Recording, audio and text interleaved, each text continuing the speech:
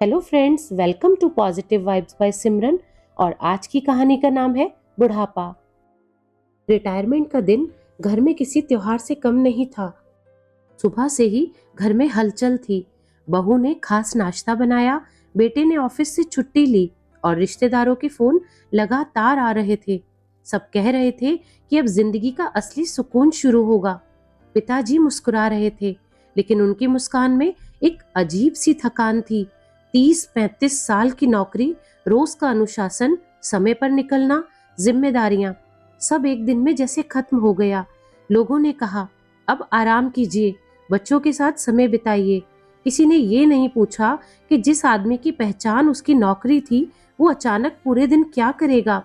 उस दिन मिठाइयां बांटी गई, फोटो खींची, लेकिन किसी फोटो में ये नहीं दिखा कि पिताजी के अंदर एक खालीपन धीरे धीरे जगह बना रहा था। वो कुर्सी जिस पर वो हर सुबह तैयार होकर बैठते थे, अब बस वो एक साधारण सी कुर्सी बनकर रह गई थी। शुरुआती कुछ हफ्तों तक सब सामान्य लगा। पिताजी सुबह जल्दी उठते, अखबार पढ़ते, घर के छोटे मोटे कामों में हाथ बटाते, लेकिन धीरे धीरे माहौल बदलने लगा। बेटा ऑफिस में व्यस्त रहने लगा, बहू अपने काम और फोन में। पिताजी जब किसी बात पर राय देते तो जवाब मिलता, अब जमाना बदल गया है। टीवी की आवाज तेज हुई तो टोका गया। सुबह जल्दी उठे तो कहा गया, अब आपको इतनी जल्दी क्या है। उनकी मौजूदगी बोझ जैसी महसूस कराई जाने लगी। कोई सीधे कुछ कहता ही नहीं था, लेकिन हर बात में एक दूरी थी। पिताजी ने महसूस किया कि अब उनसे कोई सलाह नहीं मांगता, उनका कोई इंतजार नहीं करता। वो अब कम बोलने लगे और सुनने ज्यादा लगे। कभी बालकनी में खड़े होकर वो बाहर देखते, कभी पुराने कागज संभालते। घर वही था, लोग वही थे, लेकिन उनके लिए जगह छोटी होती जा रही थी। और सबसे ज्यादा दर्द इस बात का था कि किसी को ये एहसास ही नहीं था कि वो अंदर से कितना टूट रहे हैं। एक दिन सब कुछ सामान्य था। सुबह नाश्ता बना, बेटा ऑफिस गया, बहू अपने काम में लग गई। किसी ने ध्यान ही नहीं दिया कि पिताजी घर से कब निकल गए। दोपहर तक सबको लगा कि वो पास के पार्क या लाइब्रेरी गए होंगे, लेकिन शाम होने लगी और वो वापस नहीं आए। फोन किया, उनका फोन बंद। पहली बार घर में घबराहट फैली। बेटे को याद आया कि कई दिनों से पिताजी बहुत चुप थे। बहू को याद आया कि उन्होंने सुबह कुछ कहा भी नहीं था। सवाल उठने लगे, क्या हमने उन्हें अनदेखा कर दिया? क्या वो कहीं नाराज होकर चले गए? रात गहराने लगी और डर बढ़ता गया। ये पहली बार था जब सबको ये एहसास हुआ कि उनकी खामोशी कितनी भारी थी। पिताजी बिना कोई शिकायत किए चले गए, और यही बात सबसे ज्यादा डराने वाली थी। उनका जाना कोई गुस्से का फैसला नहीं लग रहा था, बल्कि किसी बहुत सोच समझकर लिए गए कदम जैसा था। पूरा दिन तलाश करते करते बहू और बेटे बहुत ज्यादा घबरा गए, मगर पिताजी कहीं नहीं मिले। अगले दिन सुबह तलाश के दौरान पता चला कि पिताजी रोज एक छोटी सी लाइब्रेरी जाया करते थे, और वहीं जाकर उन्हें ढूंढा गया।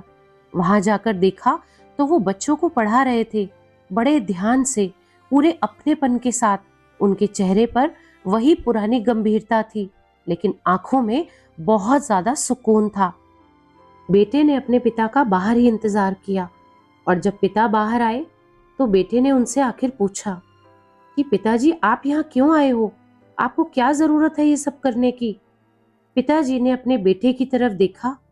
उनके चेहरे पर हल्की सी मुस्कान आई, लेकिन उनकी आंखों में थकान साफ थी। उन्होंने अपने बेटे से कहा, बेटा, जब कोई चीज बेकार समझ ली जाती है ना, तो उसकी कदर अपने आप खत्म हो जाती है। और फिर थोड़ी देर वो रुककर बोले, पहले जब मैं ऑफिस जाता था तो घर में पूछा जाता था कि खाने में क्या बनेगा, आपको क्या पसंद है। खाना समय पर परोसा जाता था, गरम गरम। अब जब मैं घर पर खाली बैठा हूं तो पसंद पूछना तो दूर की बात, ये कहा जाता है कि पहले जो लोग ऑफिस जा रहे हैं उन्हें नाश्ता देने दो।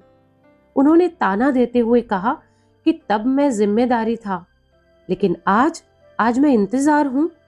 पिताजी ने साफ कहा कि काम से रिटायर होना अलग बात है, लेकिन इंसान को बेकार समझ लेना सबसे ज्यादा चुभता है। यहाँ आकर कम से कम मुझे कोई काम का तो समझता है। कहते हुए उन्होंने अपने बेटे से नजरें फेर ली। पिताजी ने ताना मारते हुए कहा, रिटायरमेंट का मतलब ये नहीं होता कि आदमी भी रिटायर हो जाता है। उन्होंने कहा कि समाज ने सिखाया है कि कमाने वाला ही काम का होता है, और जब कमाना बंद हो जाए तो उसकी मौजूदगी सबको बोझ लगने लगती है। और हमारे घर भी वही हुआ। मैंने घर छोड़ा नहीं, बस वो जगह छोड़ दी जहां मेरी कद्र खत्म हो गई थी। ये शब्द सुनकर बेटे और बहू पहली बार चुप हो गए। उस दिन बेटे और बहू को समझ में आया कि उनके पिता उनसे दूर नहीं गए थे, बल्कि उन्होंने बस वो जगह चुनी थी जहां उनकी कदर अब भी थी। घर में रहते हुए भी जब किसी इंसान को बेकार महसूस कराया जाए तो वो अपनी पहचान खुद ढूंढने निकलता है।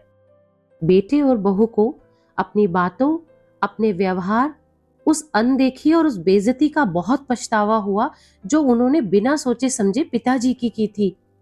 ये कहानी समाज को ये सिखाती है कि रिटायरमेंट नौकरी का अंत होता है, इंसान की अहमियत का नहीं।